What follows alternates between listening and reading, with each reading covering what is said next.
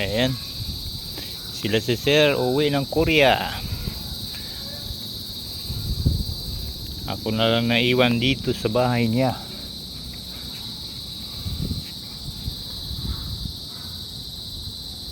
Ayan guys, oh, matraffic pagka ganitong oras sa C5.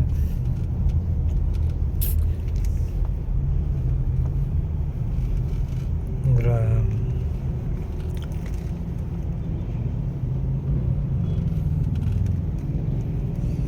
Hanggang saan kaya itong traffic na to?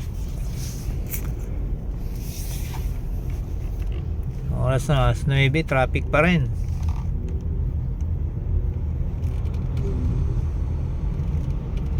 Yan, no?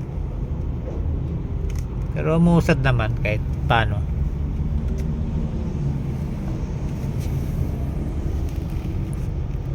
Ayun mga sir, nandito tayo ngayon sa kahaba ng C5. Napaka heavy traffic.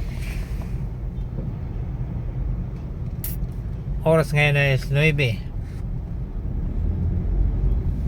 Traffic. Yan ay papunta tayo ng Antipolo. Galing tayo ng Terminal 3. Ito na nadatnan ko. Ang heavy traffic talaga. Sabayan ko pa ng mga malaking truck. O, diba?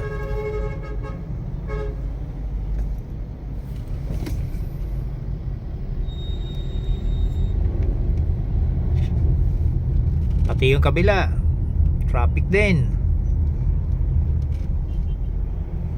Ayan, ma-traffic.